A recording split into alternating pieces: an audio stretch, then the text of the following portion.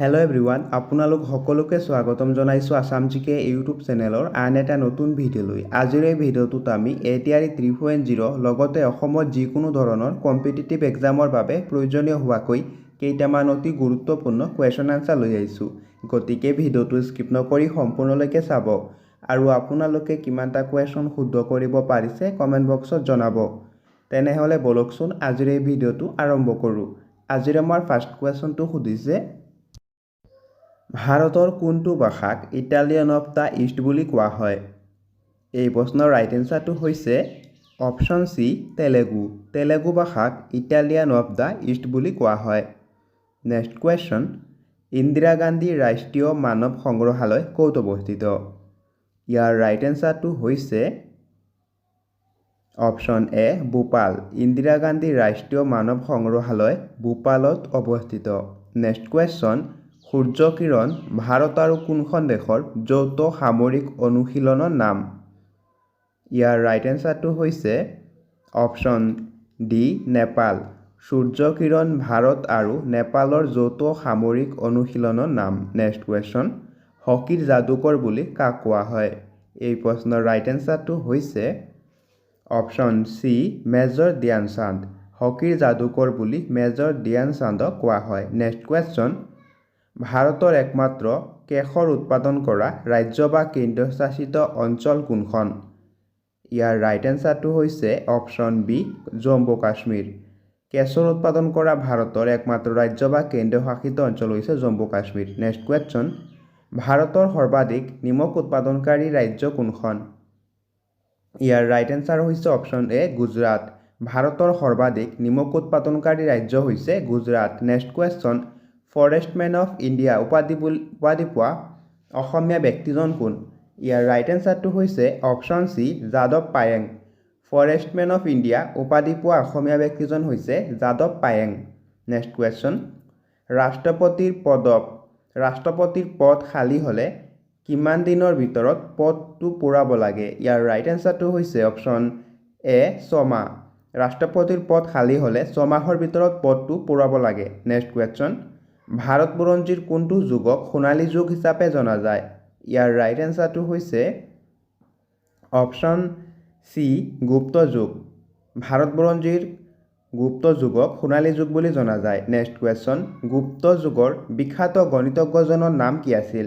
এই প্ৰশ্নৰ ৰাইট এনচাৰটো হৈছে অপশ্যন এ আৰ্যভট্ট। গুপ্ত যুগৰ বিখ্যাত গণিতজ্ঞজনৰ নাম আছিল আৰ্যভট্ট। নেক্সট কুৱেশ্যন, মীৰাবাইয়ে তেওঁৰ বচনবোৰ কি ভাষাত লিখিছিল? এই প্ৰশ্নৰ ৰাইট এনচাৰটো হৈছে অপশ্যন বি ৰাজস্থানী ভাষাত। মীৰাবাইয়ে তেওঁৰ গীতবোৰ ৰাজস্থানী ভাষাত লিখিছিল। নেক্সট কুৱেশ্যন, ৰাভাসকলে পালন কৰা বসন্ত উৎসৱটোক কি বুলি জনা যায়? ইয়াৰ ৰাইট এনচাৰটো হৈছে অপশ্যন এ বাইশু পূজা। ৰাভাসকলে পালন কৰা বসন্ত উৎসৱটোক বাইশু পূজা নামেৰে জনা যায়। নেক্সট কুৱেশ্যন, শৰাইঘাটৰ যুদ্ধৰ সময়ত আহোমৰ মহামন্ত্ৰী কোন আছিল? এই প্ৰশ্নৰ ৰাইট এনচাৰটো হৈছে অপশ্যন ডি আতন বৰগোহাঁই। শৰাইঘাটৰ যুদ্ধৰ সময়ত আহোমৰ মহামন্ত্ৰী আছিল আতন বৰগোহাঁই। নেক্সট কুৱেশ্যন, কিমান বছৰলৈকে ভাৰতৰ বাহিৰত থাকিলে এজন ব্যক্তিৰ নাগৰিকত্বৰ সমাপ্তি ঘটে? এই প্ৰশ্নৰ ৰাইট এনচাৰটো হৈছে অপশ্যন বি 7 বছৰ। নেক্সট কুৱেশ্যনটো সুধিছে, অলিম্পিকত অংশগ্ৰহণ কৰা প্ৰথম অসমীয়া মহিলা খেলুৱৈগৰাকী কোন আছিল? এই প্ৰশ্নৰ ৰাইট এনচাৰটো হৈছে অপশ্যন বি লাভলীনা বৰগোহাঁই। অলিম্পিকত অংশগ্ৰহণ কৰা প্ৰথম অসমীয়া মহিলা খেলুৱৈগৰাকী আছিল লাভলীনা বৰগোহাঁই। নেক্সট কুৱেশ্যন, লাভলীনা বৰগোহাঁইয়ে কিমান চনত ক'ত অনুষ্ঠিত অলিম্পিকত প্ৰথম অংশগ্ৰহণ কৰিছিল? এই প্ৰশ্নৰ ৰাইট এনচাৰটো হৈছে অপশ্যন ডি টকিঅ' অলিম্পিক 2020 চনত। নেক্সট কুৱেশ্যনটো সুধিছে, নেক্সট কুৱেশ্যন, অলিম্পিকত পদক লাভ কৰা প্ৰথম অসমীয়া খেলুৱৈগৰাকী কোন? এই প্ৰশ্নৰ ৰাইট এনচাৰটো হৈছে অপশ্যন চি লাভলীনা বৰগোহাঁই। অলিম্পিকত পদক লাভ কৰা প্ৰথম অসমীয়া খেলুৱৈগৰাকী হৈছে লাভলীনা বৰগোহাঁই। নেক্সট কুৱেশ্যন, আকাশবাণী গুৱাহাটী কেন্দ্ৰৰ পৰা সম্প্ৰসাৰিত প্ৰথম অসমীয়া নাটকখনৰ নাম কি আছিল? এই প্ৰশ্নৰ ৰাইট এনচাৰটো হৈছে অপশ্যন চি দৰালৈ যিদিনা নামিব সৰগ। গুৱাহাটী আকাশবাণী কেন্দ্ৰৰ পৰা সম্প্ৰসাৰিত প্ৰথম অসমীয়া নাটকখনৰ নাম হৈছে ধৰালৈ যিদিনা নামিব সৰগ। নেক্সট কুৱেশ্যন, ধৰালৈ যিদিনা নামিব সৰগ নাটকখন কোনে ৰচনা কৰিছিল? এই প্ৰশ্নৰ ৰাইট এনচাৰটো হৈছে option D Satyaprasad Barua. Next কুৱেশ্যনটো সুধিছে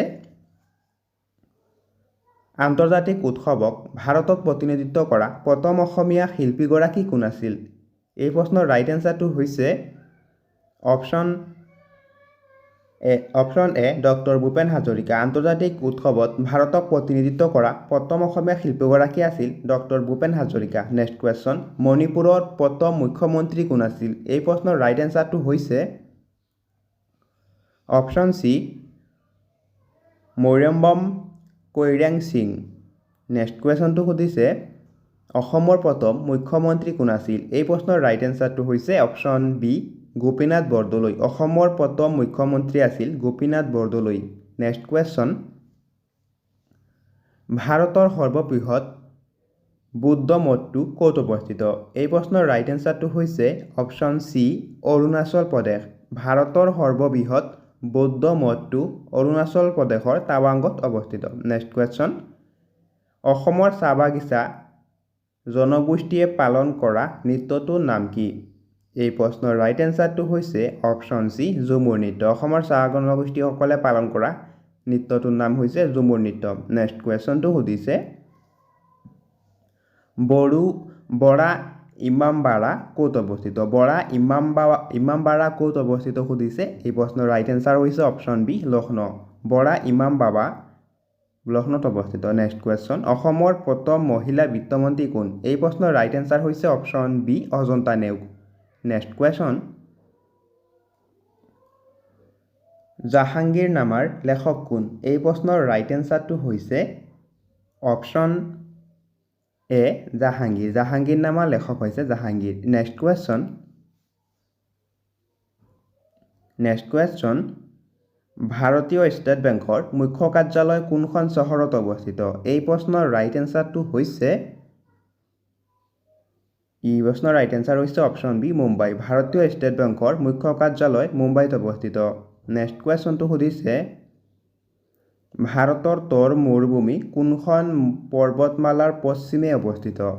এই প্ৰশ্নৰ ৰাইট এনচাৰটো হৈছে অপশ্যন এ আৰাৱলী। ভাৰতৰ থৰ মৰুভূমিখন আৰাৱলী পৰ্বতমালা পশ্চিমে অৱস্থিত। নেক্সট কুৱেশ্যন, চেলছিয়াছ আৰু ফাৰেনহাইট স্কেলত কেতিয়া একে উষ্ণতা থাকে? এই প্ৰশ্নৰ ৰাইট এনচাৰটো হৈছে অপশ্যন এ -40 চেলছিয়াছ আৰু -40 ফাৰেনহাইট। নেক্সট কুৱেশ্যনটো সুধিছে কোনটো ক্ষেত্ৰত গ্ৰেমী বঁটা প্ৰদান কৰা হয়? ইয়াৰ ৰাইট এনচাৰটো হৈছে অপশ্যন বি সংগীত। সংগীতৰ ক্ষেত্ৰত গ্ৰেমী বঁটা প্ৰদান কৰা হয়। নেক্সট কুৱেশ্যন, পৃথিৱীৰ সৰ্বাধিক মৰাপাট উৎপাদন কৰা দেশ কোনখন? এই প্ৰশ্নৰ ৰাইট এনচাৰটো হৈছে অপশ্যন ডি ভাৰত। পৃথিৱীৰ সৰ্বাধিক মৰাপাট উৎপাদন কৰা দেশখন হৈছে ভাৰত। নেক্সট কুৱেশ্যন, মানুহে ব্যৱহাৰ কৰা প্ৰথম ধাতু কি? মানুহে ব্যৱহাৰ কৰা প্ৰথম ধাতুটো কি সুধিছে। ইয়াৰ ৰাইট এনচাৰটো হৈছে অপশ্যন বি তাম। মানুহে ব্যৱহাৰ কৰা প্ৰথম ধাতুটো হৈছে তাম। নেক্সট কুৱেশ্যন, অসমৰ কোনখন ঠাইক সত্ৰ নগৰী বুলি জনা যায়? ইয়াৰ ৰাইট এনচাৰটো হৈছে অপশ্যন ডি বৰপেটা। বৰপেটাক অসমৰ সত্ৰ নগৰী বুলি জনা যায়। নেক্সট কুৱেশ্যন, অসমৰ কোনখন ঠাইক স্কটলেণ্ড বুলি জনা যায়? ইয়াৰ ৰাইট এনচাৰটো হৈছে অপশ্যন এ হাফলং। হাফলঙক অসমৰ স্কটলেণ্ড বুলি জনা যায়। নেক্সট কুৱেশ্যন, কোনখন চহৰক অসমৰ সাংস্কৃতিক ৰাজধানী বুলি কোৱা হয়? ইয়াৰ ৰাইট এনচাৰটো হৈছে অপশ্যন এ যোৰহাট। যোৰহাটক অসমৰ সাংস্কৃতিক ৰাজধানীৰ চহৰ বুলি কোৱা হয়। নেক্সট কুৱেশ্যন, বাগৰুম্বা নৃত্য কোনটো জনগোষ্ঠীৰ লগত জড়িত? ইয়াৰ ৰাইট এনচাৰটো হৈছে অপশ্যন বি বড়োসকলৰ। বাগৰুম্বা নৃত্য বড়োসকলৰ জনগোষ্ঠীয় নৃত্য। নেক্সট কুৱেশ্যন, গোৱা কোনখন নদীৰ পাৰত অৱস্থিত? গোৱা কোনখন নদীৰ পাৰত অৱস্থিত সুধিছে। ইয়াৰ ৰাইট এনচাৰটো হৈছে অপশ্যন বি মাণ্ডোবি নদী। গোৱা মাণ্ডোবি নদীৰ পাৰত অৱস্থিত।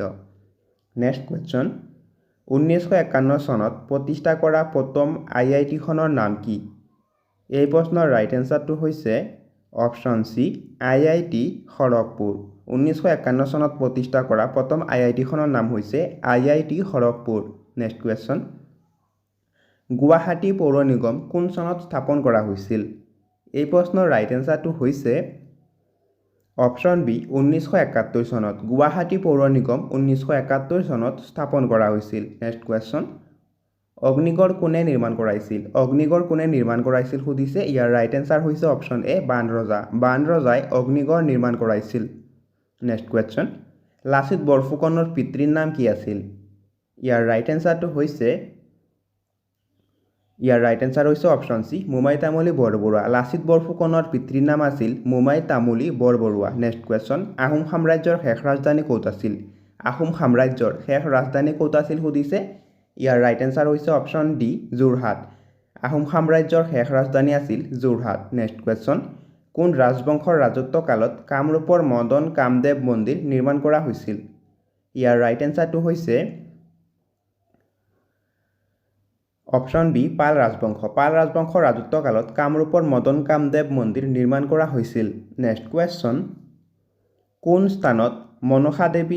কোন স্থানত মানস নদী ব্ৰহ্মপুত্ৰ নদীৰ সৈতে মিলিত হৈছে ইয়াৰ ৰাইট এনসাৰ হৈছে অপশ্যন ডি যোগীঘোপাত মানস নদী ব্ৰহ্মপুত্ৰ নদীৰ সৈতে মিলিত হৈছে নেক্সট কুৱেশ্যন অসমীয়া ভাষাৰ প্ৰথমখন আলোচনী অৰুণোদয় ক'ৰ পৰা প্ৰকাশিত হৈছিল ইয়াৰ ৰাইট এনসাৰটো হৈছে অপশ্যন চি শিৱসাগৰ অসমীয়া ভাষাৰ প্ৰথম আলোচনী অৰুণোদয় শিৱসাগৰৰ পৰা প্ৰকাশিত হৈছিল নেক্সট কুৱেশ্যন অসম আক্ৰমণ কৰা প্ৰথমজন মোগল আক্ৰমণকাৰী কোন আছিল ইয়াৰ ৰাইট এনসাৰটো হৈছে option D Muhammad Bin Bakhtiyar Khilji next